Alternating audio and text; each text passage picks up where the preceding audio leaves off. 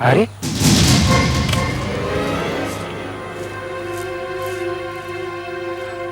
ये कौन सोया है?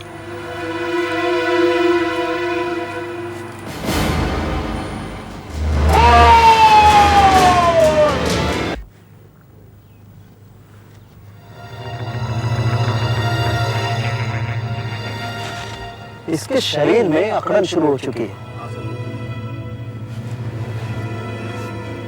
इसके शरीर की अकड़न इसकी छाती तक पहुंच गई है एसीपी साहब।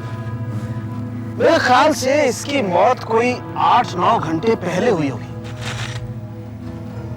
अभी 7 बजे, इसका मतलब है मौत 10 या 11 बजे के बीच हुई होगी। एक बात और, इसकी छाती पर वार किया गया है। सर, फ्रेडरिक्स, ये चाबी मिली। सर,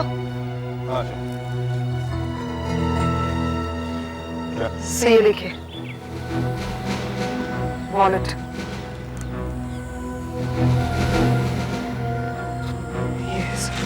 जयराम प्रधान, 18 ग्लोरी विला, 20th रोड। ये तो पास में ही है।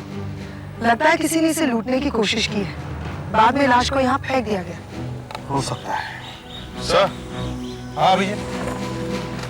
सर ये यहाँ पर पड़ी मिली। यहाँ किसी अंधे की वॉकिंग स्टिक लगती है सर। सर, एक कंबल भी है। लगता है यहाँ कोई अंधा आदमी सो रहा था। ताज्जुब है, अगर वो आदमी अंधा था तो अपनी स्टिक छोड़ के क्यों भाग गया? जरूर उसने कुछ सुना हो और डर के मारे ऐसे भागा कि उसे इन चीजों का ध्यान ही नहीं रहा। उसे यहां से भागना पड़ा। पहले हम जयराम के घर चलते हैं।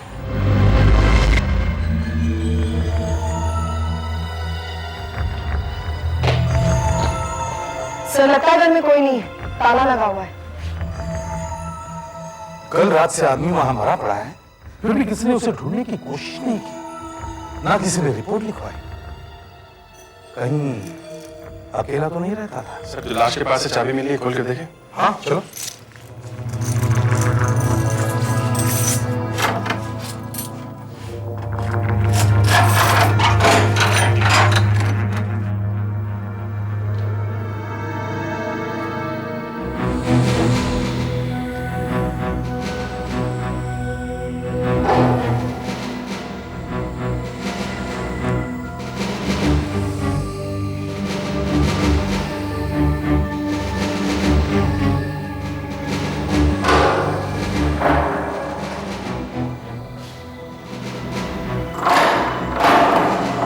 ये दरवाजा बंद क्यों है? अभिजीत, सर, चाबी लगाकर देखो ये खुलता है क्या?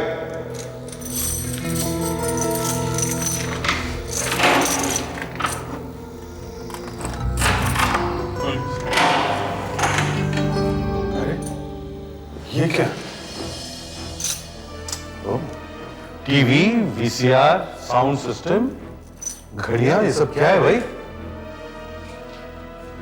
शौक नहीं है सर, धंधा है। ये देखिए, दुकान का मार्क है इसमें, जयराम मनी लेंडर्स। ये आदमी साहूकार था, महाजन। लोगों को सूद पर पैसा देता होगा, उनकी चीजें गिरवी रखता होगा। ये सारी चीजें गिरवी रखी हुई है। अभिजीत, देखो तो सेफ खुला है क्या? प्लीज देखता हूँ, जयराम की चाबियों में से कोई लगती है। देखो।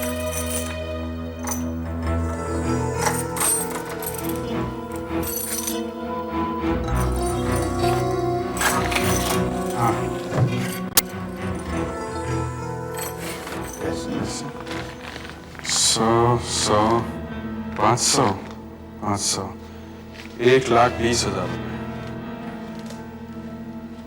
और ये एनवेलप, इसमें भी पैसे हैं सर। ये 9,000 रुपए लिखा है और मिस्टर वीरेंद्र और मधु का नाम है। शेयर सर्टिफिकेट, गैब्रोटेक्स टेक्सटाइल्स 100 शेयर्स, किसी श्रीकांत एम विनोद के नाम पर। श्रीकांत एम विनोद, जयराम, क्या संबंध हो सकता है? Shrikant M Vinod, 100 shares Gabrotex textiles, Shrikant M Vinod. आदे सर, पड़ोसियों से पता चला है कि यहाँ उनके फैमिली में और कोई भी नहीं है, सिर्फ एक भतीजा है किशन, जो कभी कभी यहाँ आता है। मुझे उसका नंबर मिल गया सर। बुला लो उसे। परीक्षित साहब, आप इनके यहाँ काम करते हैं ना? जी, पिछले 18 सालों से। जरा ये बताइए, आप हर रोज दुकान कितने बजे बंद करते हैं? जी, वैसे तो हर रोज शाम 7:15 बजे दुकान बंद कर देते थे, लेकिन कल दोपहर को ही बंद करती थी। अच्छा, ऐसा क्यों? सर, पिछले कुछ दिनों से मेरी बहन एमके हॉस्पिटल में थी, तो जयराम जी ने मुझे कह रखा था कि मैं केवल सुबह दुकान पर आऊं।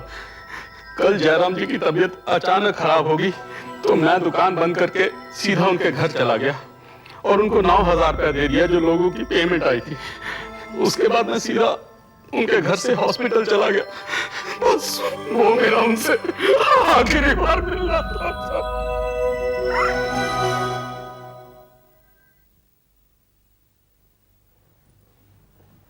आधा सर, मैंने उस एरिया के सब गुंडों के पुलिस रिकॉर्ड चेक किए, तो ये कल्लू मिला, उसी एरिया का है सर।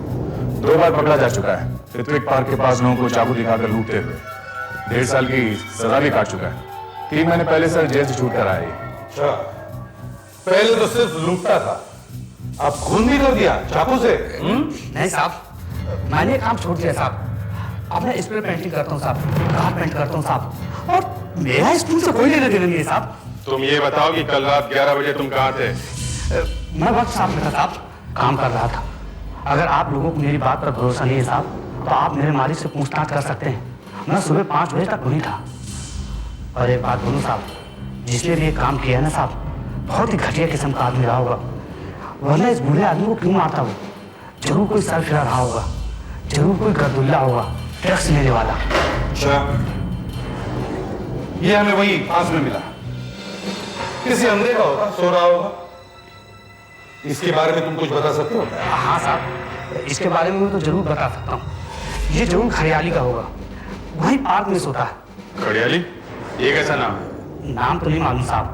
अंधा है, टूटी फूटी घड़ी पहनता है, चलती नहीं है साहब, फिर भी वो पहनता है। भिखारी है, यही बगल में नाके में रहता है। आपको वो वही मिलेगा साहब। मदद करो साहब, गरीब अंधे की मदद करो साहब, अंधे की मदद करो, गरीब अंधे की मदद करो साहब, गरीब अंधे की मदद करो। मदद चाहिए? ये लो आपकी छड़ी और ये कंबल भी। ऋत्विक पार्क में भूल आए थे 12 तारीख की रात को। आप लोग कौन है साहब? करो आपको मेरा नाम? करो मत घड़ियाली, एसीपी प्रद्युमन सीआईडी से हूँ। 12 तारीख की रात को क्या हुआ था वहाँ?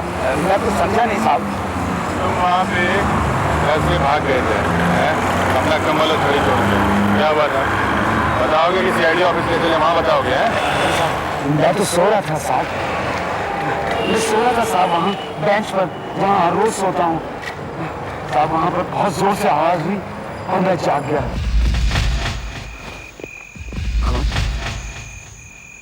कौन है वहाँ?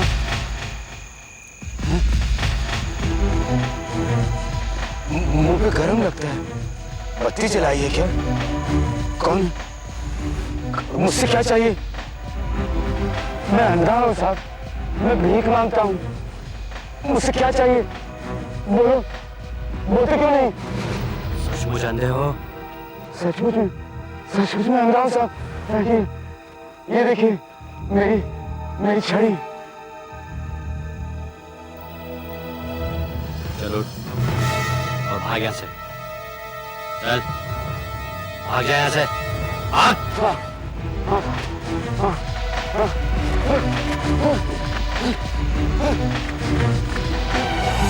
कैसे बताऊं साहब कि वो कौन था? मैं बहुत डर गया था साहब, बहुत डर गया था। और कितने लोग थे? मैं छड़ी छोड़कर भागा भी साहब। हाँ, लेकिन कितने लोग थे? चीख की आवाज सुनी थी, चीख की। मेरे कान बहुत तेज है साहब, मैंने कोई चीख नहीं सुनी। अच्छा ये बताओ कितने लोग थे? तुमने पैरों की आवाज से तो तुम्हें पता चला होगा। हाँ साहब, पैरों की आवाज से लगता था कि एक ही आदमी। अगर खड़ियाली जी, ये बता सकते हो कि कितने बजे थे उस वक्त? अंधे से टाइम पूछ रहे हैं साहब। मेरे लिए क्या दिन और क्या रात। अरे साहब रात का 10 बजा होगा, क्योंकि मैं गाड़ी की तरफ आ रहा था तो मैंने दुकानों के शटर बंद होने की आवाज़ सुनी थी साहब। अच्छा ये बता, तुमने बताया था गाड़ी से कुछ आवाज आ रहा है? हाँ साहब। कैसी आवाज थी? मैं कैसे बताऊं साहब, वो जो जहाँ से धुआं निकलता है ना साहब। साइलेंसर? हाँ साहब, हाँ साहब, हाँ। उसके फटने की आवाज़ थी, पटाखों जैसी आवाज़ थी साहब। लेकिन साहब एक बात बोलूं, गाड़ी की हालत बहुत खराब थी। पुरानी गाड़ी होगी, मेरे ख्याल से वही गाड़ी है। अच्छा घड़ियाली जी, तुम हमारे साथ चलो। हैं? चलो आओ, डरो मत।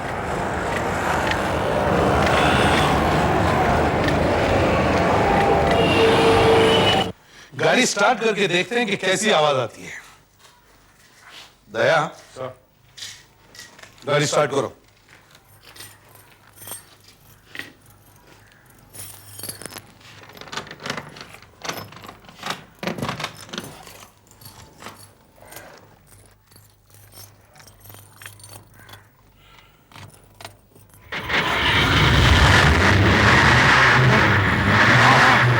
ऐसी आवाज़ थी साहब, ऐसी आवाज़ थी, यही आवाज़ है, यही गाड़ी है साहब।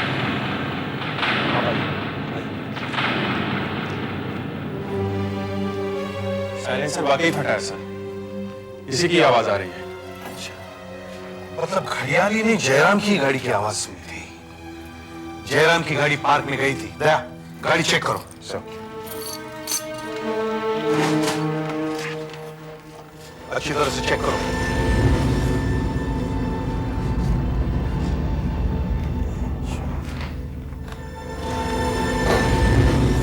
सर, हाँ भी, यहाँ पर खून के धब्बे हैं सर।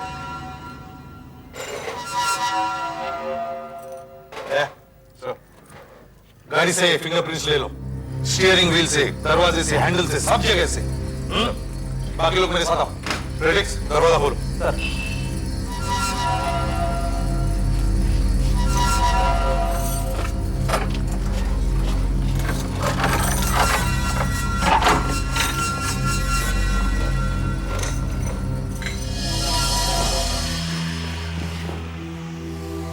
सूखा हुआ खून है।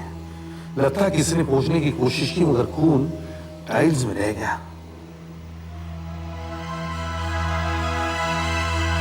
इसे जयराम के खून के साथ मिला के देखेंगे।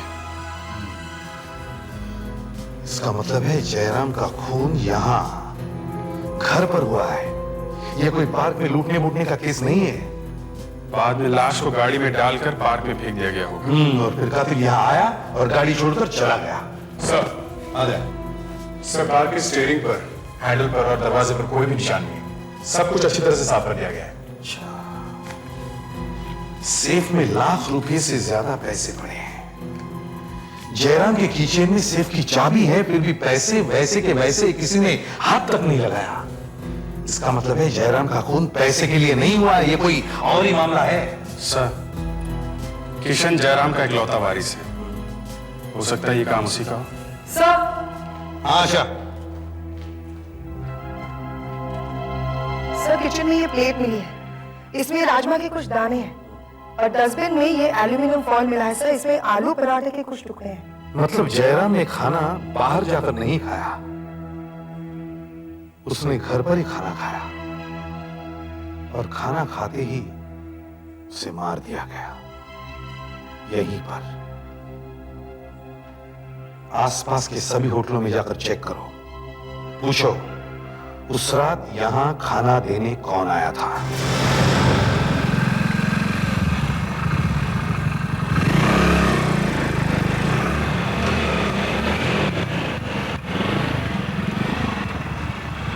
ये इसी होटल से जयराम के घर में खाना जाता था, पर उस रात नहीं गया। मैंने भी 4 रेस्टोरेंट चेक किए सर, 2 में तो आलू पराठे बनते ही नहीं है और बाकी 2 घर में खाना नहीं बेचते। इधर पायल और स्वागत है, वो मैंने चेक किया, उनके यहाँ भी होम डिलीवरी नहीं है।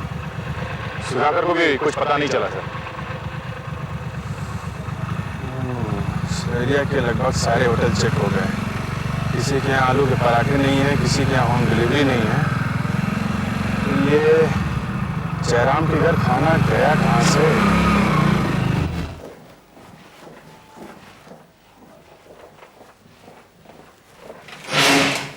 सर, हाँ अभिजीत, मैंने पड़ोसियों से मालूम किया, जयराम ने किसी के घर में भी खाना नहीं खाया था। दरअसल वो किसी के घर आता जाता नहीं था। उसके एक दो दोस्त हैं, लेकिन टाउन में रहते हैं, कोलाबा की तरफ, और उस दिन उनमें से कोई भी जयराम से नहीं मिला था।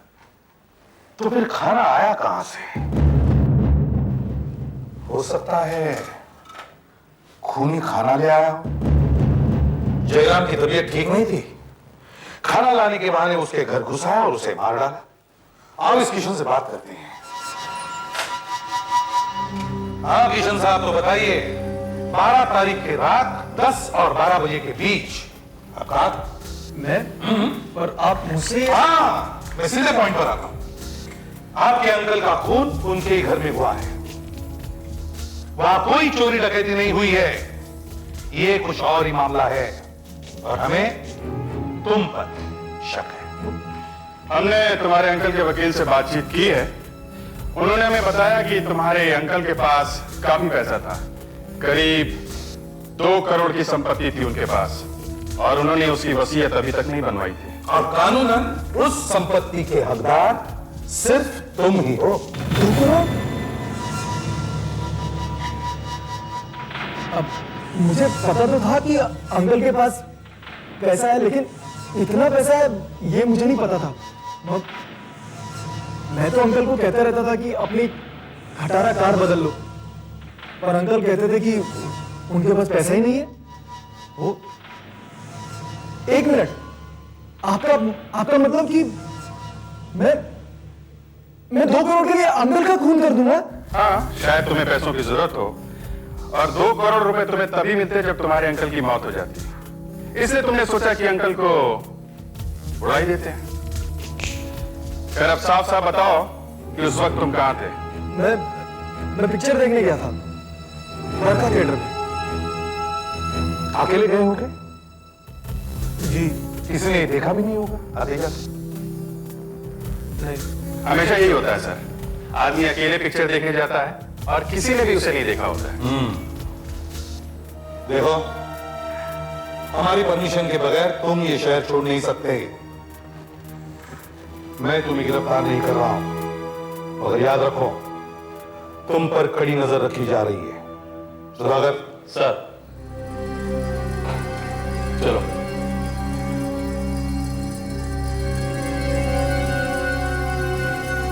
उसे देखिए, याद रखो।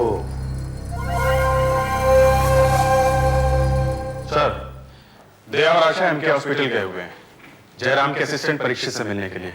वो वहीं बैठा है अपनी बीमार बहन के पास। उससे ये पता करेंगे कि और किन किन लोगों ने जयराम से पैसे ले रखे हैं।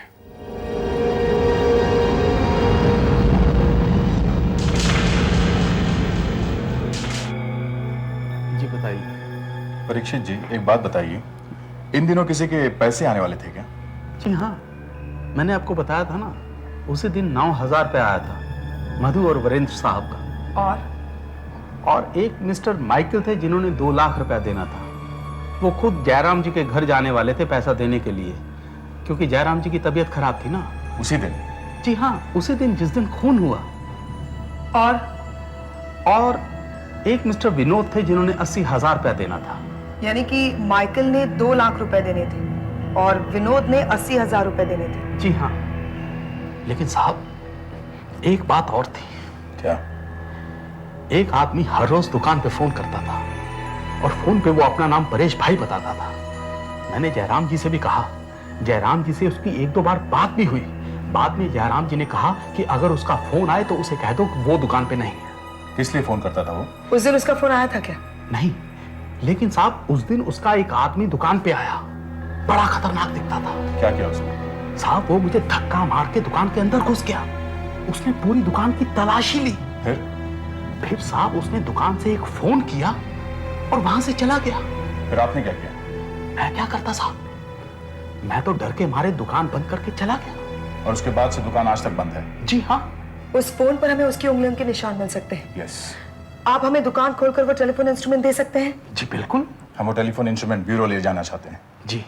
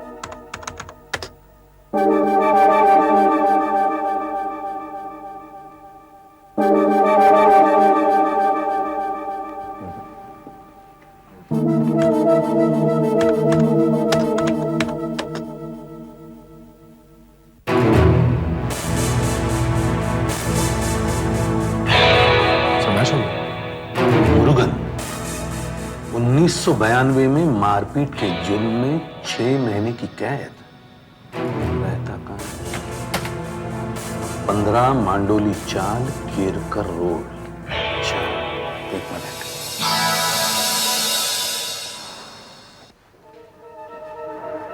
सुधाकर सर। परीक्षित साहब को लेकर आओ। परीक्षित जी चलिए।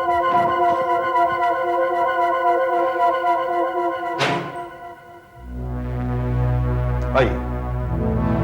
सॉरी सर, मैं जरा हॉस्पिटल गया था इसलिए आने में थोड़ी देर हो गई। कोई बात नहीं, कोई बात नहीं, बस एक छोटा सा काम है। जी। आप जरा फोटो देखकर बताइए कि क्या ये वही आदमी है जो आपके दुकान में आया था? आइए जरा ध्यान से देखिए। यही है, बिल्कुल यही है, यही है वो पहलवान सर। यही है जी। मुरुगन, मुरुगन को लेकर आओ। जरूर जयराम के खून से इसका संबंध है। हेलो एसीपी साहब, दया बोल रहा हूँ। सर मैंने मांडोली चाल चेक कर लिया सर, पर वहाँ मुरुगन के बारे में कुछ पता नहीं चला। लगता है वो वहाँ रहता तो था, मगर कुछ 10 महीने पहले वो एरिया छोड़कर चला गया सर। सर नहीं सर, कोई कुछ बोलने के लिए तैयार ही नहीं है। पड़ोसियों ने तो अपने मुंह पर टेप लगा रखी है। फिर पास वाले चाल में एक टपोरी मिल गया सर, बिल्कुल तोता निकला। 2-4 दाने डाले तो फटाफट बोलने लगा। बता रहा था कि मुरुगन दारू का गुलाम हो गया है सर। सर मैं वही करके आ रहा हूँ सर।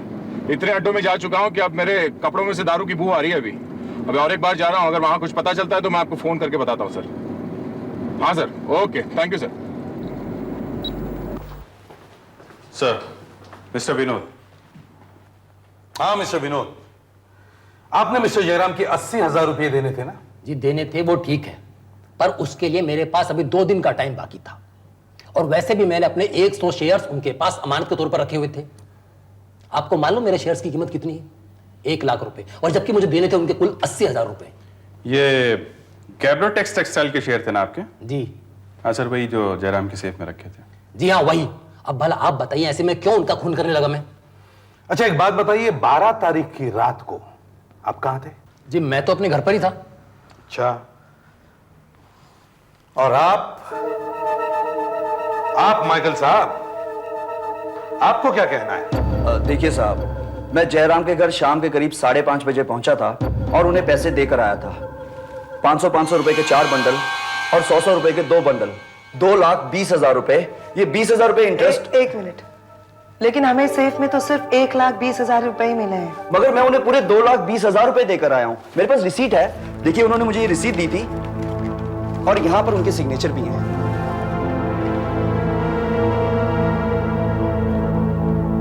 साहब, मैं जब उनके घर से निकला था तो वो बिल्कुल ठीक ठाक थे। आप ये बात उससे पूछ सकते हैं, वो किशन से।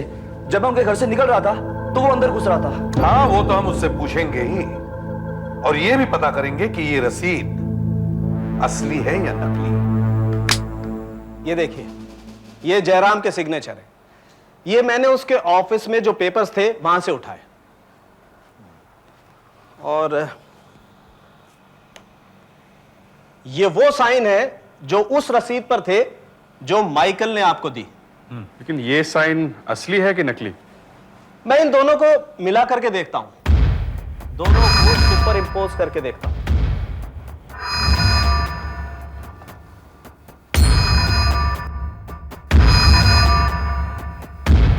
ये देखिए, ये दोनों साइन एक जैसे हैं। ये इसका मतलब जयराम के ही साइन है। इसका मतलब माइकल ने पैसा जरूर लौटाया होगा एसीपी साहब। तो फिर सेफ में से पैसा गया कहां? सेफ में से 1 लाख रुपया गया कहां? सर। आशा, सर किशन, मैंने इससे पूछताछ की। इसने माइकल को अपने अंकल के घर से निकलते हुए देखा था। इसका मतलब है माइकल ने तुम्हारे अंकल को नहीं मारा, मगर तुम ये जरूर जानते थे कि माइकल वहां पैसे लाया है, और 1 लाख रुपए के लालच में तुमने अपने अंकल को मार दिया। शायद। सर, ये आप क्या कह रहे हैं? मैं अपने अंकल, वो तो मेरे अंकल थे सर। आ गया। कुछ पता चला मुर्गन का? नहीं सर, किसी को इसके बारे में कुछ नहीं पता। फिर मुझे एक आइडिया है सर। मुर्गन इससे पहले एक बार जेल जा चुका है, तो मैंने कोर्ट में जाकर वो पेपर्स देखे सर। कुछ मिला?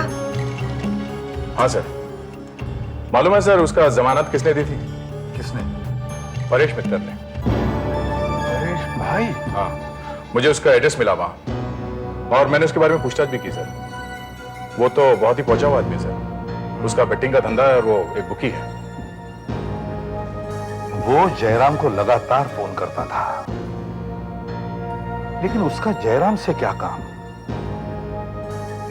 हमें परेश भाई को मिलना चाहिए। हाँ तो परेश भाई। अरे साहब लोग, जयराम को 50 बार फोन क्यों करता है? साहब, इस पहलवान को क्यों भेजा तूने उसके ऑफिस में? साहब, जयराम से अपना कोई लेना देना नहीं है। उसका भतीजा है ना किशन, उसने हमारा बहुत पैसा देने का है। किशन? किशन? हाँ साहब, उसको बेटिंग का बहुत चस्का है। उसने 1 लाख रुपया देना था हमारा, पर देने का नाम नहीं। फिर पता चला कि जयराम उसका चाचा है। तब मैंने जयराम को फोन किया। फिर जयराम ने क्या कहा? उसने पैसे देने से मना कर दिया। उसने कहा जिसने किया वो भुगतेगा। तब मैंने ये मुर्गन को भेजा। सेफ में से 1 लाख रुपया गायब है, और जयराम भी मर गया। साहब, हमने कुछ नहीं किया साहब। मैंने सिर्फ किशन को फोन किया था और उससे कहा था कि आज रात तक मुझे पैसा चाहिए, नहीं तो हाथ पैर तोड़ देगा। हाँ साहब, और उसी रात मुझे सारा पैसा वापस मिल गया। तुम्हारा सारा पैसा वापस मिल गया? 1 लाख रुपए वापस मिल गए? हाँ साहब, रात को कोई 12:30 बजे थे। किशन खुद आया था पैसे देने। आप उससे पूछिए ना। मैं मानता हूँ साहब, मैं जुआ खेलता हूँ। मैं ये भी मानता हूँ कि मैंने परेश भाई को 1 लाख रुपए देना था। तुम जानते थे कि अगर तुमने परेश भाई का कर्जा नहीं लौटाया तो परेश भाई कुछ भी कर सकता है, इसलिए तुम अपने चाचा के पास गए पैसे मांगने के लिए। उन्हें खुश करने के लिए तुम उनके लिए खाना भी ले गए। फिर भी तुम्हारे चाचा ने मना कर दिया, इसलिए गुस्से में आकर तुमने उन्हें मार डाला, और फिर सेफ में से 1 लाख रुपए ले लिए। नहीं साहब, नहीं, ये झूठ है साहब। साहब, मैं वहां गया जरूर था, लेकिन मैं कोई खाना वाना लेकर नहीं गया था। मैं तो अंकल से पैसे मांगने गया था। मैंने उनसे बहुत मिन्नत की साहब, लेकिन उन्हें मुझे पैसे नहीं दिए और मुझे घर से बाहर निकाल दिया। फिर तुमने परेश के पैसे कहां से लौटाए? हाँ, शाम तक तो तुम्हारे पास पैसे थे नहीं, और रात में तुम्हारे पास 1 लाख रुपए आ गए। कहां से आए ये पैसे? कहां से? मेरा एक दोस्त है अमरीश, मैं उससे पहले भी पैसे मांग चुका हूं। मैं अब उससे पैसे मांगना नहीं चाहता था, पर परेश भाई के डर की वजह से मैं फिर से उसके घर पहुंच गया था। मैंने उससे बहुत मिन्नत की, 1 घंटा उसे पटाया, फिर उसने मुझे पैसे दे दिए। अच्छा, अमरीश तुम्हारे कॉलेज का दोस्त है? उसका पता क्या है? ये अमरीश को भी अभी जाना था। यही तुम्हारे दोस्त का घर? जी। कहाँ है वो? सर, मैं पड़ोसियों से पूछकर आ रही हूँ। अमरीश लंदन गया है, 15 दिन बाद लौटेगा। सर आप मेरा विश्वास कीजिए, 12 तारीख की रात को ही मैंने अमरीश से पैसे लिए थे परेश भाई को देने के लिए। देखो, कहानी मत बनाओ। तुम्हें पता था वो देश के बाहर है, इसलिए मुझसे पूछेंगे कैसे? देखो, परेश भाई तो तुम्हें छोड़ने वाला नहीं था, इसलिए तुमने अपने अंकल को पटाने की कोशिश की, लेकिन कोई फायदा नहीं हुआ। नहीं सर, मेरा विश्वास कीजिए, मैंने अपने अंकल को नहीं मारा है। अब तो अंकल का सारा माल मत्ता तुम्हारा ही है। अपने लिए महंगा सा वकील कर लो, फंस चुके हो तुम।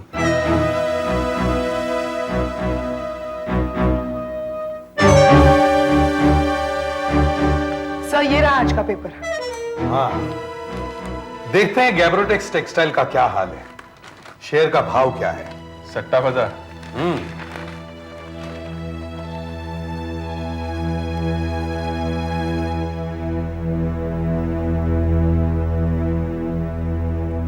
गैब्रोटेक्स टेक्सटाइल्स 350 रुपये। व्हाट? सिर्फ 350 रुपये? लेकिन सर, सिर्फ 350 रुपए से क्या मतलब निकलता है? देखो, विनोद ने जयराम से 80,000 रुपये उधार लिए, जिसके बदले में उसने अपने शेयर्स गिरवी रख दिए। अगर उसके शेयर की कीमत 80,000 रुपये नहीं होती तो उसे उधार मिलता ही नहीं। लेकिन ऐसा नहीं हुआ। विनोद के शेयर्स की कीमत सिर्फ 35,000 रुपये है, मगर उसने उधार लिए 80,000। यही कुछ गड़बड़ है, यही कुछ गड़बड़ है। मुझे लगता है विनोद ने कोई दूसरे महंगे शेयर्स गिरवी रख दिए, जो उसने बाद में वहां से गायब कर दिए, और उसके जगह ये सस्ते वाले शेयर्स रख दिए सेफ में। बस इसी बीच या इसके पहले जयराम का खून हुआ। यही कुछ गड़बड़ है। सर, हॉस्पिटल चलते हैं, वहां परीक्षित से पूछते हैं कि शेयर्स यही वाले थे या दूसरे। उसे जरूर पता होगा। हाँ सर, शेयर्स तो गैब्रोटेक्स के ही थे और पूरे 100 थे। उस समय मार्केट अच्छी थी और शेयर की कीमत 1 लाख के आसपास थी। परीक्षित क्या? कुछ नहीं हुआ स्वाति, तुम सो जाओ। सीआईडी ऑफिसर साहब। अच्छा, तो आप लोग जयराम जी के खून के बारे में पूछताछ करने आए हैं क्या? जी हाँ। सच, ये तो बहुत बुरा हुआ। आप लोगों को जरूर पता लगाना चाहिए कि इतने अच्छे आदमी का खून किसने कर दिया। उसे सजा जरूर मिलनी चाहिए। उसे आप जरूर सजा दिलवाइए।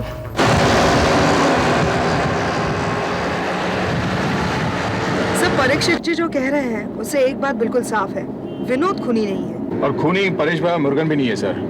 माइकल ने जो 2 लाख रुपए लिए थे उसे तो लौटा दिए, तो खूनी वो भी नहीं हो सकता। लगता तो मुझे भी यही है, पर एक बात है, ये अब तक पता नहीं चला कि वो राजमा और आलू के पराठे आए कहां से। होटल वाला तो देकर नहीं गया। याद है बचपन में हम वो जिक्सॉ पजल का गेम खेलते थे, छोटे छोटे टुकड़े मिलाकर एक पिक्चर तैयार करते थे। कभी कभी एक टुकड़ा रह जाता था। बस हमारे इस केस का भी यही हाल है, एक टुकड़ा मिसिंग है, एक टुकड़ा नहीं मिल रहा है, इसलिए पूरी पिक्चर सामने नहीं आ रही है। एक बात और अजीब लगी सर, ये परीक्षित की बहन ने जयराम को अच्छा आदमी क्यों कहा? एक मिनट दे, एक मिनट रुको। रिवर्स लो।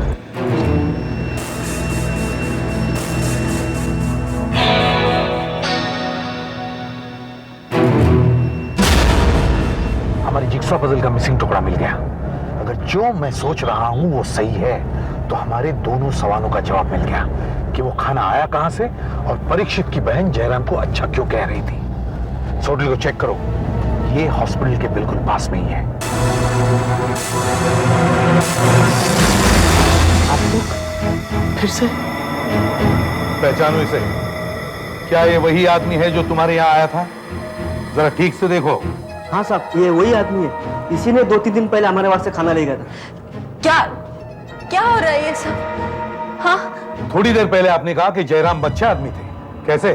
वो बड़े ही नेक इंसान थे, देवता। उन्होंने मेरी बीमारी का सारा खर्च उठाया, मेरे ऑपरेशन का, अस्पताल का। लोग कहते थे कि वो बहुत कंजूस आदमी है, लेकिन जरूरत के वक्त उन्होंने ही परीक्षित को पैसे दिए। कब दिए थे उन्होंने पैसे? जिस दिन मौत हुई थी उस दिन। तुम्हारे भाई को कोई पैसे वैसे नहीं दिए उन्होंने। इसने उनसे जबरदस्ती पैसा छीना है। मैं समझी नहीं। जयराम को तुमने मारा परीक्षित, तुमने? नहीं। हाँ, तुम उस रात जयराम से मिलने के लिए हॉस्पिटल से निकले। रास्ते में तुमने खाना पैक कराया, राजमा और आलू के पराठे। जाकर तुमने उन्हें खिलाया, और फिर भी जब जयराम ने पैसे देने से मना कर दिया तो तुमने अपना कंट्रोल खो दिया, उन्हें मारा, सेफ में से 1 लाख रुपए लिए और उनकी लाश को पार्क में फेंक दिया। नहीं, ये नहीं हो सकता। परीक्षित कहना ये नहीं हो सकता। तुमने कुछ नहीं किया, ये झूठ है। नहीं, ये सच है। मैंने उसे मार दिया, मैंने उसे मार दिया साहब। 18 साल तक मैं जयराम जी के यहाँ नौकरी करता रहा। इतनी सी तनख्वाह में मैंने जैसे तैसे करके अपना गुजारा किया, लेकिन मैंने उफ तक नहीं की। जब मुझे पैसे की जरूरत पड़ी तो उन्होंने मुझे पैसा देने से मना कर दिया। अरे साहब, वो करोड़पति आदमी था, 1 लाख रुपया तो मुझे आसानी से दे सकता था, लेकिन नहीं, उस कंजूस ने मुझे पैसा देने से मना कर दिया। क्या कहा उसने? कहने लगा, अबे कहां से लौटाएगा पैसा, लॉटरी लगी है क्या? बस साहब, उसका इतना कहना था कि मैं आपे से बाहर हो गया। मेरे सर पर जैसे भूत सवार हो गया था और मैंने उसे मार दिया। साहब, मैं क्या करता? मेरी बहन की जिंदगी का सवाल था साहब, मैं क्या करता?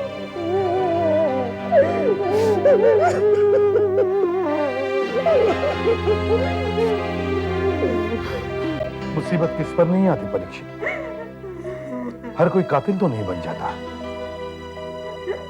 क्या कर दिया तुमने?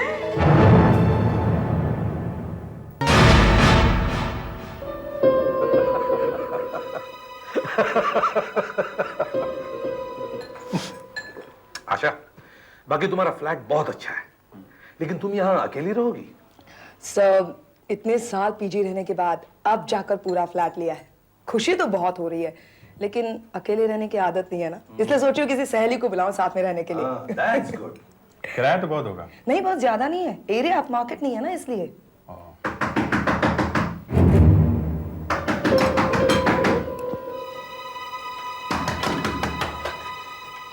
नमस्ते मैडम जी, मैंने सुना है यहाँ कोई सीआईडी ऑफिसर रहने के लिए आई हैं। जी हाँ जी, मैं आपके नीचे कमरे में रहता हूँ। मेरा नाम कुमार है। मैं बहुत विस्मित हूँ मैडम, प्लीज मेरी मदद कीजिए प्लीज। हम सब सीआईडी ऑफिसर्स हैं, बोलिए क्या बात है? जी, मेरा बेटा पता नहीं कहाँ चला गया है। वो मालूम नहीं वो जिंदा भी है और मर गया। ये क्या कह रहे हैं आप? हा? मर गया से क्या मतलब है आपका? मेरे बेटे ने इंजीनियरिंग का एग्जाम दिया था सर। वो बहुत ही ब्रिलियंट स्टूडेंट है सर। 12वीं कक्षा में उसके 88% मार्क्स आए थे और आज उसका इंजीनियरिंग का रिजल्ट आया है। आप ही के पास आ रहा था कुमार साहब। मैं मुझे पता है आपको भैया के रिजल्ट का कितना इंतजार है। लाओ, शुक्रिया। वो 173208 यही नंबर था ना बेटे तुम्हारा? जी हाँ, ये देखो 173208 16918 168 171, ये यहाँ 171 171130 171123। हाँ, इसके बाद तो 184 हो गया शुरू, 184453। हाँ, तुम्हारा नंबर तो यहाँ है ही नहीं। तुम्हें अपना नंबर अच्छी तरह याद है ना? देखो। हाँ, 173208 ही तो है। अरे लेकिन यहाँ तो 171123 के बाद 184453 है। तुम्हारा नंबर तो है ही नहीं, इसका क्या मतलब हुआ? इसका मतलब मैं फेल हो गया। मैं एंट्रेंस एग्जाम में फेल हो गया बाबा। मैं फेल हो गया मैं।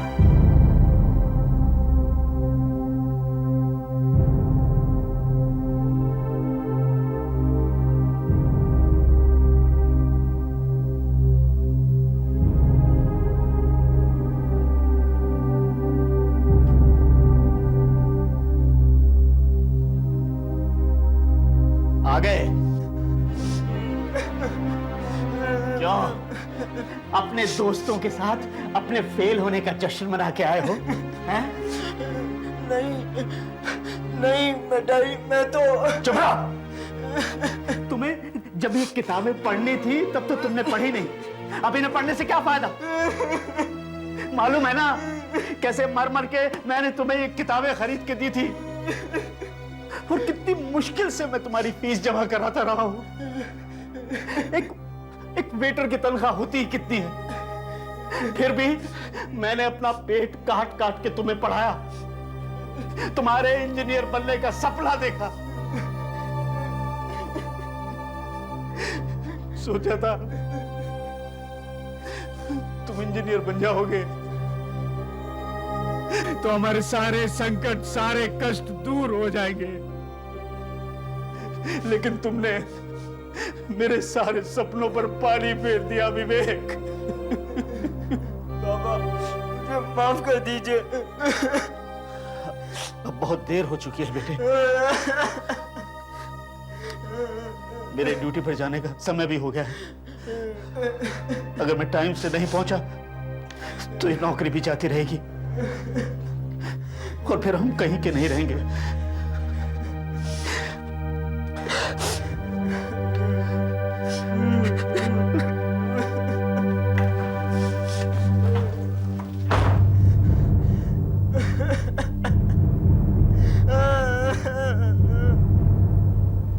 तुम्हें विवेक पर इतना नाराज नहीं होना चाहिए था। तुमने बहुत गलत किया है कुमार। ए वेटर, यस। 2 और बियर लाना। अभी लाए साहब। देखो थोड़ा जल्दी करो। Yes sir. तुम्हारा बच्चा पढ़ने में तो तेज था। अगर वो तेज था तो फेल कैसे हो गया प्रकाश? हो जाता है कभी कभी। तुम क्या समझते हो कि विवेक जानबूझकर फेल हो गया है, या उसने ठीक से पढ़ाई नहीं की है? क्या उसे पता नहीं था कि तुम कितनी मुसीबत से उसकी पढ़ाई का खर्च पूरा करते हो? वो खुद भी तो ट्यूशन लिया करता था। ये क्या मुसीबत है बेटर? बियर लाने को बोला ना, ले क्या? 1 मिनट साहब, अभी लेकर आया। ये शुक्र करो कि तुम्हारा बेटा ऐसा नहीं है, शराब पीकर बाप के पैसे लुटा रहे हैं। तुमने विवेक को डांटकर बहुत गलत किया है कुमार, बहुत गलत। जब तुम्हें उसके फेल हो जाने पर इतना बुरा लग रहा है तो सोचो उसे कितना बुरा लग रहा होगा। मुझे विवेक पर इतना गुस्सा नहीं करना चाहिए था। बहुत गलती की मैंने। मुझे विवेक को प्यार से समझाना चाहिए था। बेचारा इस वक्त घर पर अकेला बैठा होगा, इस वक्त मुझे उसके पास होना चाहिए। हाँ, मैं अभी छुट्टी लेकर के जाता हूं, उसे प्यार से समझाता हूं। विवेक, कहां हो तुम? मुझे माफ कर देना बेटा, मैं खामखा तुम पर गुस्सा हुआ। विवेक, विवेक, कहां हो तुम? विवेक,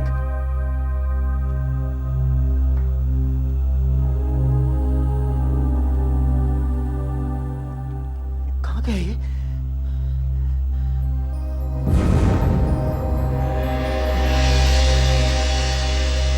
ये खत आदरणीय बाबा, मुझे माफ कर दीजिएगा। मैं जानता हूं मैंने आपको बहुत दुख पहुंचाया है। मैं आप पर और बोझ नहीं बनना चाहता, इसलिए मैं जा रहा हूं हमेशा के लिए। जब तक आपको ये मेरा खत मिलेगा तब तक मैं ये दुनिया छोड़कर जा चुका हूंगा। मुझे माफ कर दीजिएगा बेटा। विवेक, नहीं,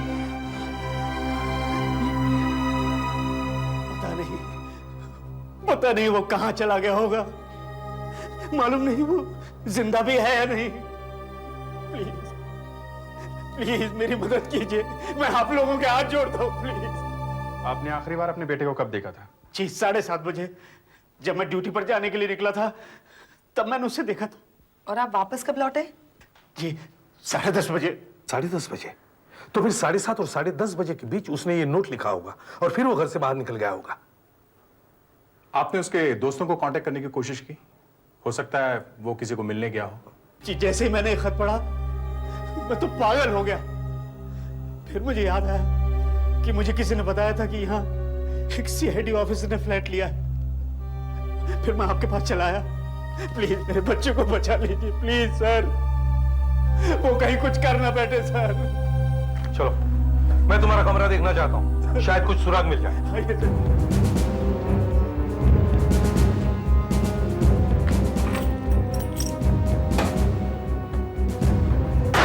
सर ये देखिए, ये है मेरा बेटा विवेक।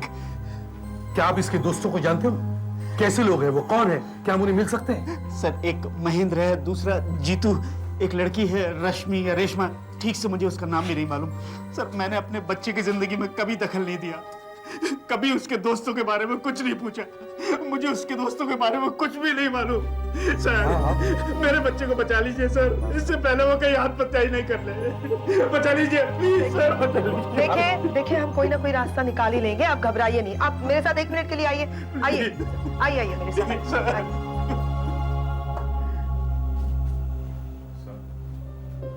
क्या आपको लगता है ये लड़का आत्महत्या कर लेगा?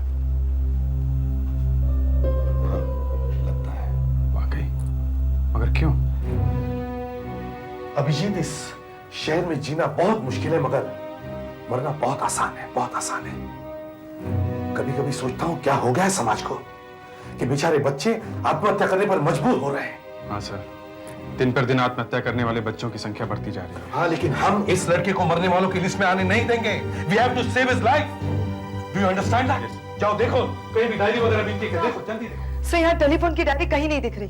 ठीक है, इस फोटो की कॉपीज बनाकर सब जगह भेज दो और हमारे पुलिस पेट्रोल टीम को कहो कि वो सब रेलवे लाइंस और समुद्र के किनारों को चेक करें। सर, 1 मिनट दया, 1 मिनट रुकना जरा। कुमार साहब, यहाँ आने के बाद आपने किसी को फोन किया था? फोन? जी नहीं, चिट्ठी मिलती तो मैं सीधा आपके पास चला आया।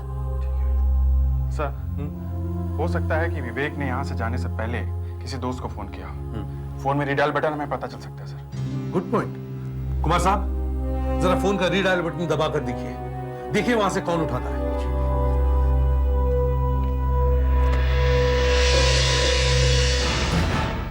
हेलो जी, मैं विवेक का फादर बोल रहा हूं। जी आप कौन? 1 सेकेंड, रश्मि की मदर। हेलो, नमस्ते, मैं एसीपी प्रद्युमन बोल रहा हूँ, सीआईडी से। देखिए, मुझे कुमार साहब के बेटे विवेक के बारे में कुछ पूछना है। क्या रश्मि घर पर है? जरा बुलाइए उसे प्लीज। एक मैं बुलाती हूँ मैं। रश्मि, बेटा इधर आना। जी मम्मी। सीआईडी वालों का फोन है। सीआईडी वालों का? तुम्हारा दोस्त है ना विवेक, उसके बारे में पूछ रहे हैं, उसके घर से ही बोल रहे हैं, कुछ गड़बड़ है। हेलो, जी हाँ मैं रश्मि बोल रही हूँ। हाँ रश्मि, देखो एक बात बताओ, क्या विवेक ने आज शाम को आपसे फोन पर बात की थी? जी हाँ, उसके बाद वो हमारे घर भी आया था। आया भी था? हाँ। कितने बजे? यही कोई 1-1.5 घंटे पहले। 1-1.5 घंटे पहले? और अब बज रहे 11:15। इसका मतलब है वो वहाँ 10 बजे के आसपास आया होगा। जी हाँ, मगर ये सब आप किस लिए पूछ रहे हैं? देखो बेटा, पूरी बात बताने के लिए मेरे पास समय नहीं है, बस सिर्फ ये बताओ कि क्या उसने आपको बताया था कि वो कहाँ जा रहा है और उसका मूड कैसा था? मूड? जी हाँ, वो बहुत परेशान सा लग रहा था और गुमसुम भी था। मगर ये सब आप क्यों पूछ रहे? प्लीज आप बताइए ना। उसने कुछ कहा आपसे? कुछ कहा तो नहीं वैसे। अच्छा खैर, आप अपना एड्रेस दीजिए, हमारे ऑफिसर्स वहां पर आएंगे आपके घर पर। जी देखिए, मैं विवेक के घर के पास ही रहती हूँ, 15 Lovedale apartment, Surajmal road. 15 Lovedale apartments, Surajmal road. हाँ थैंक यू बेटा। दया, आशा, रश्मि के घर जाकर पूछताछ करो, लगता है वो कुछ छुपा रही है। विवेक मेरा सबसे अच्छा दोस्त है, हमने एग्जाम्स की तैयारी साथ की थी। वो क्लास का स्कॉलर था और हमेशा पढ़ाई में मेरी मदद किया करता है। विवेक ने आज आपसे क्या बात की? पहले तो उसने फोन किया और कहा कि कुछ छोड़ना चाहता है और आकर ये किताबें और ये नोट्स मेरे पास छोड़ दिए। लेकिन क्यों? क्योंकि वो चाहता है कि किताबें और ये नोट्स में किसी जूनियर स्टूडेंट को दे दूं, क्योंकि वो दोबारा कभी एग्जाम में नहीं बैठने वाला है। फिर बिना कुछ बोले, बिना कुछ कहे चला गया। बहुत उदास लग रहा था। आपको कुछ नहीं मालूम कि वो कहाँ गया होगा? आपके पास उसके किसी और दोस्तों के नंबर भी होंगे, जरा दीजिए। हो सकता है वो किसी और को भी मिलने गया हो। सर, ये पासबुक मिली है विवेक के नाम की। विवेक का बैंक अकाउंट है क्या? जी, वो 10वीं क्लास के बच्चों को ट्यूशन देता है, उससे जो पैसे मिलते हैं उसी से अपना काम चलाता है। ये क्या? उसने तो आज 1000 रुपये निकाले। इतने पैसे उसने क्यों निकाले? पता नहीं साहब, पैसे के मामले में विवेक बहुत ही समझदार है, कोई फिजूल खर्च नहीं करता और न ही उसे कोई बुरी आदत है। तो फिर ये 1000 रुपये विवेक, ये क्या है? क्या है? ये देखिए सर, तक्षशिला बुक स्टोर्स का बिल है। इसमें मेडिकल और इंजीनियरिंग की किताबें मिलती हैं और ये क्या, तारीख भी आज की है। इसका मतलब है उसने आज यहाँ से किताब खरीदी है। कौन सी किताब? देखो तो। PH नहीं, शायद A है। PASR 18DOX। सर बहुत खराब लिखा हुआ है, पढ़ा नहीं जा रहा है। कुमार साहब, आप कह रहे थे कि विवेक 4 बजे तक घर पर था और उसके बाद में फिर 7:30 बजे वापस लौटा। जी। तो उसका मतलब है विवेक ने 4 और 7:30 बजे के बीच बैंक में जाकर पैसे निकाले और फिर ये किताब खरीदी हो। सर, अगर विवेक आत्महत्या करना चाहता था तो ऐसी हालत में किताब क्यों खरीदेगा? बेटा विवेक साहब, एक मोटी सी किताब उसके हाथ में थी तो सही, लेकिन यहाँ तो वो नहीं दिखती।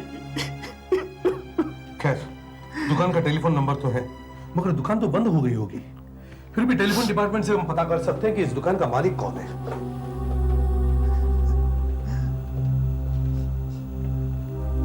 हाँ गावड़े साहब, मैं एसीपी प्रद्युमन बोल रहा हूँ, थोड़ी सी मदद चाहिए।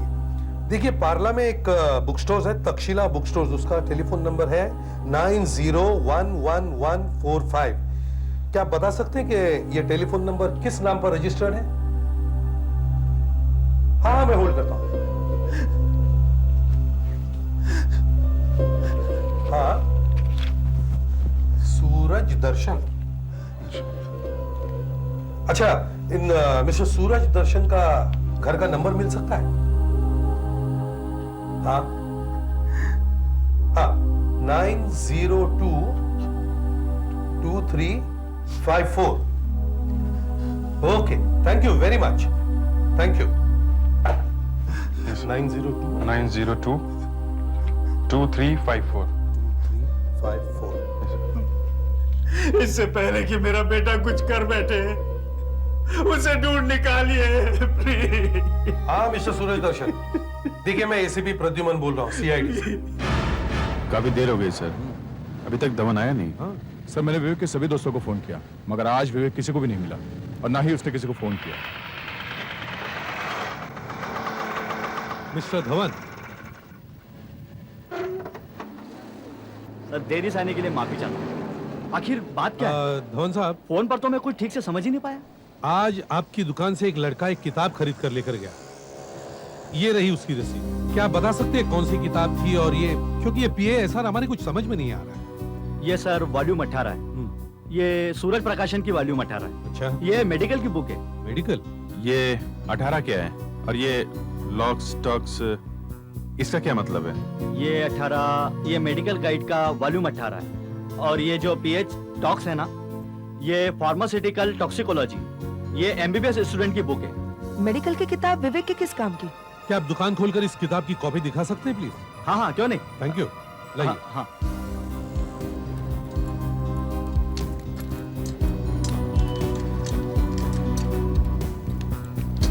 जरा जल्दी कीजिए, हमारे पास वक्त बहुत कम है। जी। जरा हेल्प।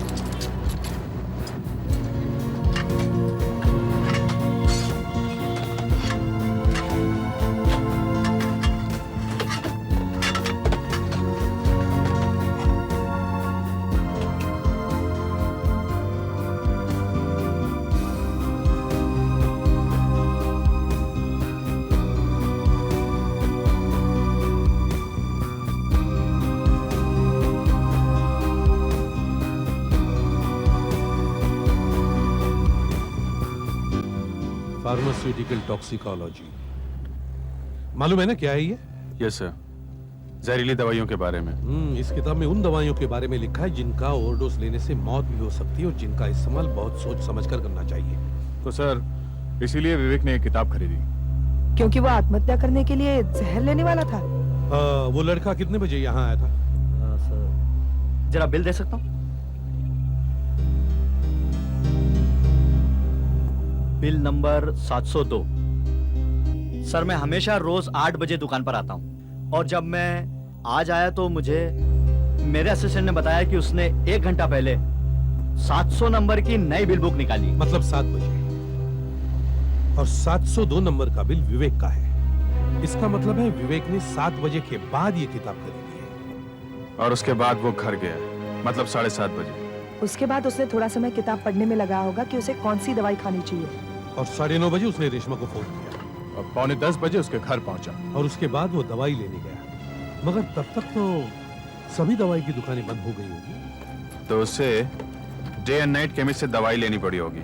इसका मतलब है हमें रेशमा के घर के आसपास के सभी डे नाइट केमिस्ट चेक करने चाहिए। उन्हीं में से किसी एक दुकान में से उसने दवाई ली होगी। Let's go. हेलो अभिजीत, कुछ पता चला? अच्छा, आशा ने तुम्हें कांटेक्ट किया क्या?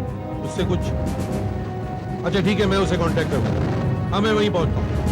ओके।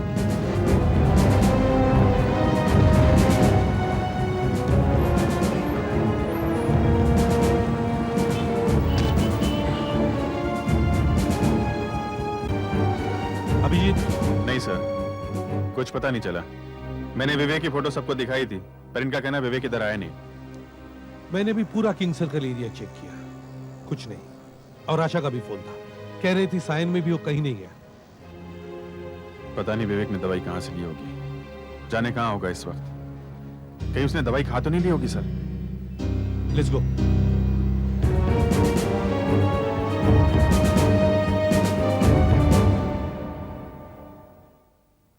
सीआईडी, सब इंस्पेक्टर दया। सीआईडी?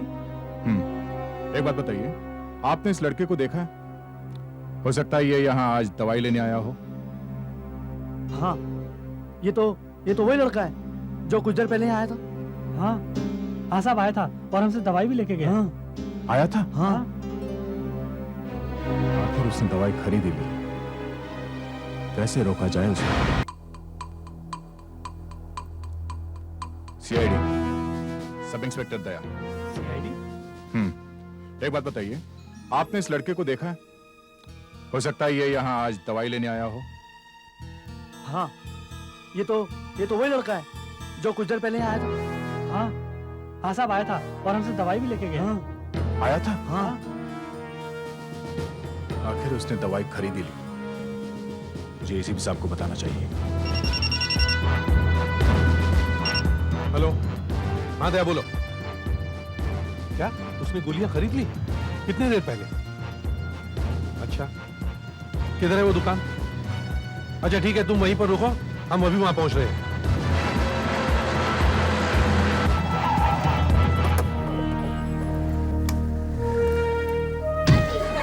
हाँ दया। सर विवेक यहाँ आया था 1 घंटे पहले। फोटो को ठीक से देखा? यही लड़का है वो? हाँ सर, अच्छी तरह याद है। वो यहाँ आया था और नींद की दवाई मांग रहा था।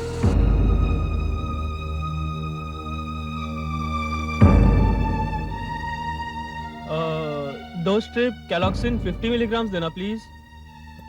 कैलॉक्सिन? ये तो नींद की गोलियां हैं, हम ऐसे नहीं दे सकते। डॉक्टर का प्रिस्क्रिप्शन चाहिए, बिना डॉक्टर की पर्ची के हम दे नहीं सकते। डॉक्टर की पर्ची है ना मेरे पास? 1 मिनट। ओह नो, डॉक्टर की पर्ची तो मैं घर पर भूल आया। सॉरी बॉस, फिर तो हम आपको ये नहीं दे सकते। बिना प्रिस्क्रिप्शन के दवाई देना कानून के खिलाफ है। बहुत स्ट्रांग दवाई है, नींद की गोलियां। अगर 4 भी ज्यादा खा ली ना तो सीधे ऊपर का टिकट करता है। अरे यार, मेरी प्रॉब्लम समझने की कोशिश कीजिए यार। मेरी माँ बहुत बीमार है, आज रात को हमें हैदराबाद की गाड़ी पकड़नी है। Please try and understand. यार आप हमारी मुसीबत भी समझो। बिना डॉक्टर की पर्ची के ये दवाई हम आपको नहीं दे सकते, मतलब नहीं दे सकते। अच्छा एक आप काम कीजिए, आप डॉक्टर माधवन से पूछ लीजिए, उन्होंने ही ये दवाई मुझे लिख कर दी थी मेरी माँ के लिए, Bharti Joshi. Please come on, try and help me. Doctor Madhavan, लेकिन इस वक्त तो अभी कहाँ मिलेंगे? डिस्पेंसरी तो बंद हो गई। हाँ, बंद कभी की बंद हो गई होगी। प्लीज मेरी मदद कीजिए यार। अच्छा 1 मिनट, क्या बोलते हैं? दे दे। हाँ यार, लगता है प्रॉब्लम लगता है कुछ इसका। हाँ यार, और फिर डॉक्टर माधवन का ही तो पेशेंट है। हाँ ठीक है, दे देते। हाँ दे दे। का है वो। उसने पासी के डॉक्टर का नाम नोट कर लिया और इनसे दवाई ले ली। पर बात क्या है साहब? ना तो उसके पास डॉक्टर का प्रिस्क्रिप्शन है, ना ही उसकी कोई माँ है। ये दवाई उसने आत्महत्या करने के लिए ली है। तुम लोगों को बेवकूफ बना गया वो। जब बिना प्रिस्क्रिप्शन के दवाई देना कानून के खिलाफ है, तो तुम लोगों ने उसे दवाई दी कैसे? तुम लोगों के खिलाफ एक्शन लिया जा सकता है। सर। हाँ आशा। सर ये देखिए, केलॉक्सिन 50 mg ये रहा। केलॉक्सिन घातक नशीली दवा। ओवरडोज खाने से आदमी मर भी सकता है। घातक डोज 800 मिलीग्राम।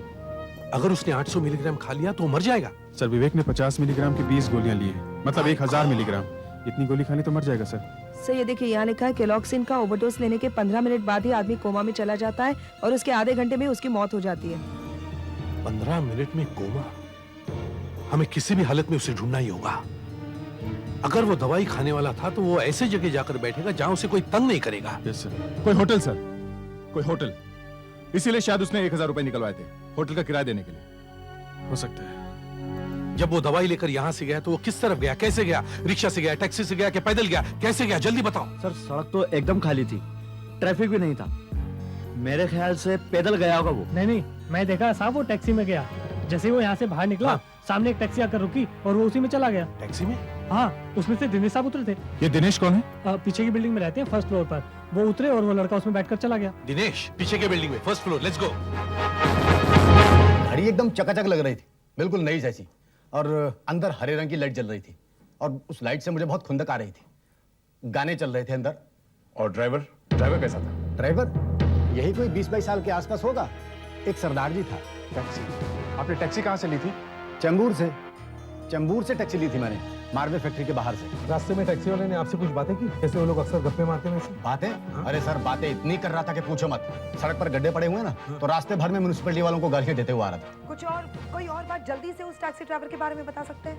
टैक्सी इसी साइड की थी, क्योंकि मैंने 2-3 ड्राइवरों से पूछा, यहाँ आने के लिए कोई तैयार ही नहीं था। ये बहुत जल्दी राजी हो गया, क्योंकि इसे धंधा बंद करके इधर ही आना था। टैक्सी ड्राइवर एक सरदार जी 20-22 साल के आसपास। टैक्सी नहीं सी, उसके अंदर हरी लाइट जल रही थी और टैक्सी इसी एरिया की, मतलब मिलनी चाहिए। सर स्टेशन के पास टैक्सी स्टैंड है, हमें वहां से पता चल जाएगा। Let's go. Thank you very much. अरे ऐसी क्या आग लग गई यार?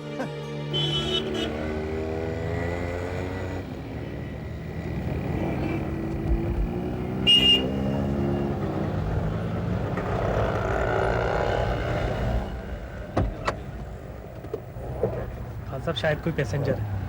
हाँ देखो, आने दो। मगर है कौन ये लोग? क्या मालूम, पूछो। हाँ सब कहाँ जाएंगे? हम लोग सीआईडी से। सीआईडी? हम एक ड्राइवर की तलाश है। सरदार जी हैं, उनकी नई टैक्सी है। अंदर हरी लाइट जलती है और गाने बहुत बजाता है वो। गाड़ी के अंदर हरी लाइट जलती है? यहाँ तो 3-4 सरदार हैं। पता नहीं ये सरदार की बात कर रहे हैं। ये सरदार जी जो है 20-22 साल का लड़का है, बातें बहुत करता है। बातें बहुत करता है? तुम्हें मालूम है? कहीं आप जग्गू की बात तो नहीं कर रहे? कहाँ रहता है ये जग्गू? जगजीत नाम है उसका। हाँ, कहाँ रहता कहाँ है? यही रहता है रॉक्सी टॉकीज के पीछे, बेनी चौल में। रॉक्सी टॉकीज के पीछे बेनी चौल।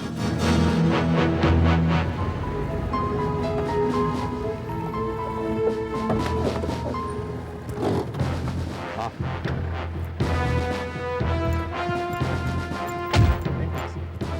आप में से जग्गू कौन है? जगजीत टैक्सी वाला? साहब कौन है आप लोग? हम सीआईडी से पूछताछ करने आए। हाँ, तुमने चेंबूर से एक सवारी ली थी और धनसुख रोड पर छोड़ी, और फिर वहां से एक लड़का तुम्हारी टैक्सी में बैठा। हाँ साहब बैठा तो था। ये देखो, ये वो लड़का था। हाँ जी साहब यही लड़का है, पर बात क्या है? उसे कहाँ उतारा था आपने? कहाँ छोड़ा था उसे आपने? उसने मुझे कहा कि वो बाहर से आया है, पूना से, और उसे किसी होटल में जाना है। कह रहा था कोई सस्ता सा होटल हो। जी बस मैं उसे छोड़ा है। कहाँ छोड़ा था उसे जल्दी बताओ। वो जी होटल समरा ना, वो मेरबाग के पास है जी, बस वहीं छोड़ दिया था जी मैंने। कितने बजे थे उस वक्त? वो जी घंटा को होगा। क्यों कोई परेशानी है? कुछ किया उस लड़के ने? कुछ किया नहीं है, करने वाला है। वो फिर छड्डो, चलो मैं बताता हूँ कहाँ छोड़ा था। कौन? वेटर।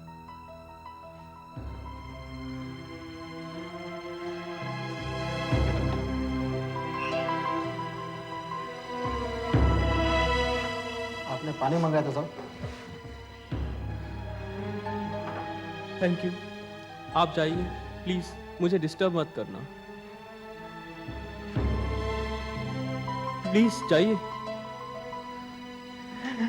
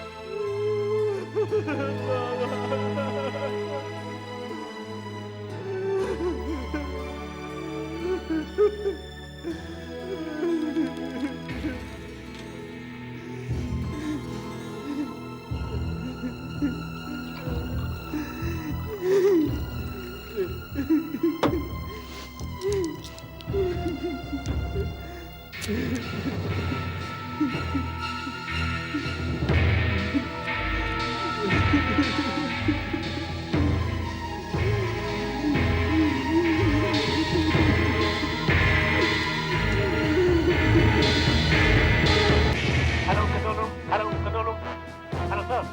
सर मैं इस एरिया के सभी होटल छान मारे मगर उस लड़के का कहीं पर पता नहीं लगा है सर। कोशिश करते रहो, डैम इट, कोशिश करते रहो। हाँ, हम लोग वहीं पहुंच रहे हैं। और सुनो, उस एरिया में अगर पेट्रोल वैन हो तो उनसे भी कहो वहां पहुंचने के लिए। देखो, एक 20 साल का लड़का आत्महत्या करने जा रहा है। Yes, don't forget that, understand? हाँ, कोशिश करते रहो।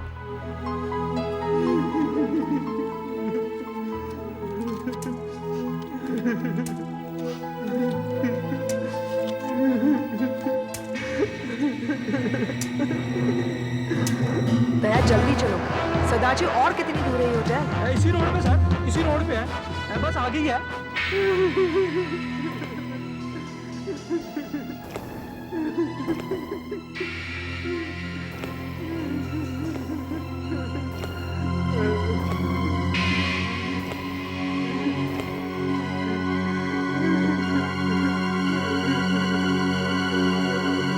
Hello control room, patrol van का क्या हुआ? कांटेक्ट हुआ? Yes sir. Sir patrol van से कांटेक्ट हो चुका है, वो कुछ ही देर में आपके पास पहुंच ही होगी। ओवर। एम्बुलेंस का इंतजाम हुआ? Over. Yes sir. Sir ambulance भी यहाँ से निकल गई है। ओवर।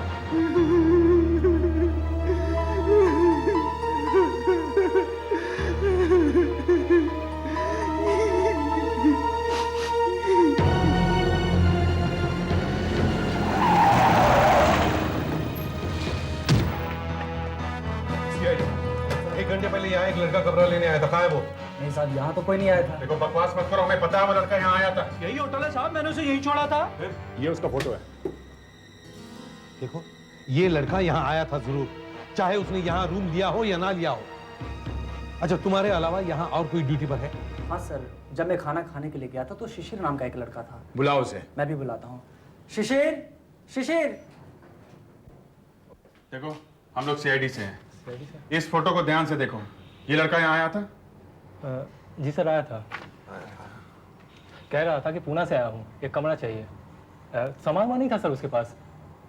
मुझे कुछ गड़बड़ सा लगा। वो इस वक्त कहाँ होगा? क्या मालूम सर कहाँ होगा।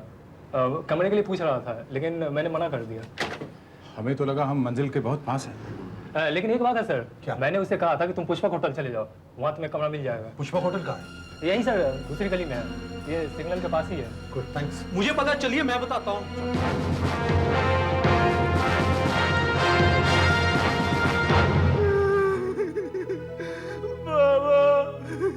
बाबा मुझे माफ कर दो बाबा, प्लीज बाबा, मुझे माफ कर दो।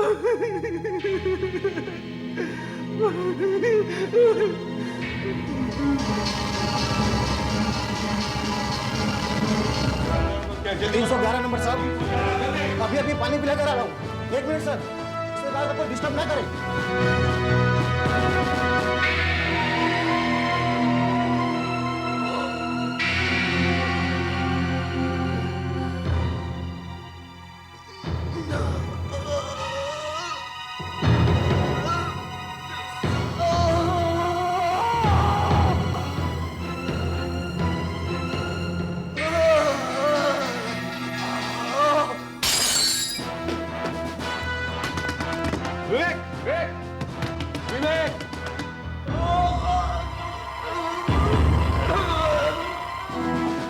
बिल लेकर जल्दी जल्दी जल्दी। विवेक,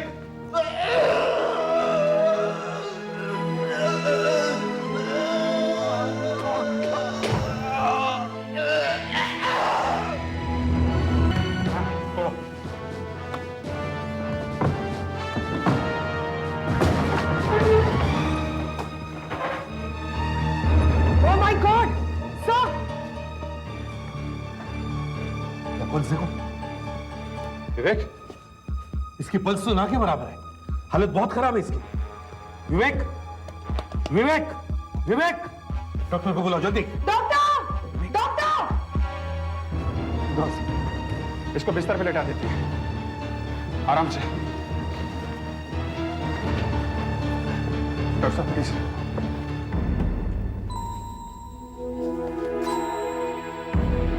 ओह नो, लगता है कोमा में जा रहा है। ही स्लीपिंग।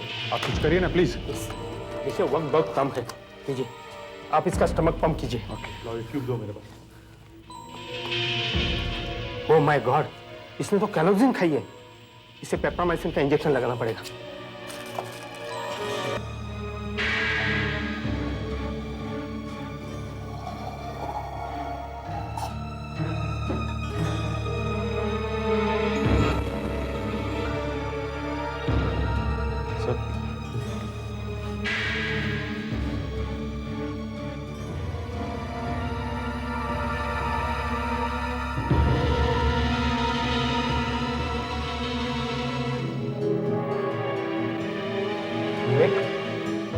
विवेक, विवेक, इसकी तबीयत तो और भी बिगड़ती जा रही है। अभी भी वक्त है।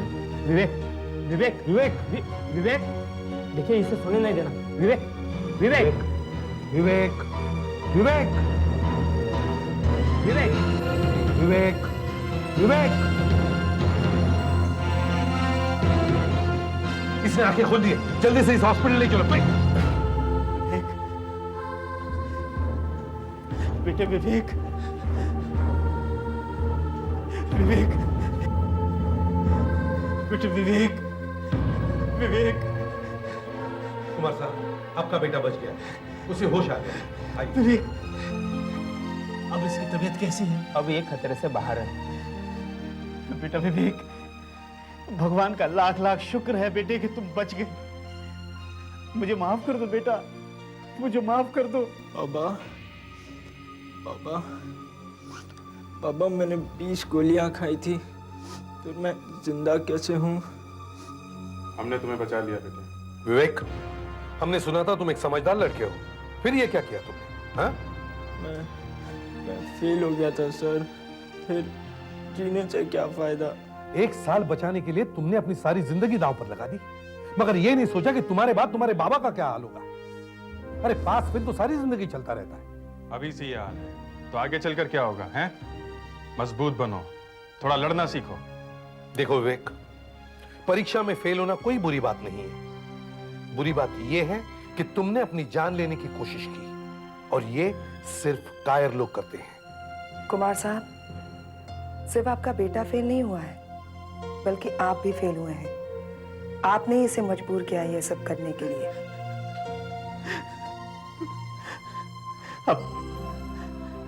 अब मेरी आंखें खुल गई हैं।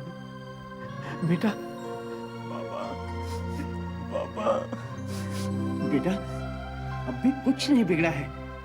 तुम फिर से मेहनत करो, मैं तुम्हारे साथ हूं। मुझे यकीन है तुम जरूर कामयाब होगे। हाँ, ऑल द बेस्ट विवेक। मेरा बेटा विवेक।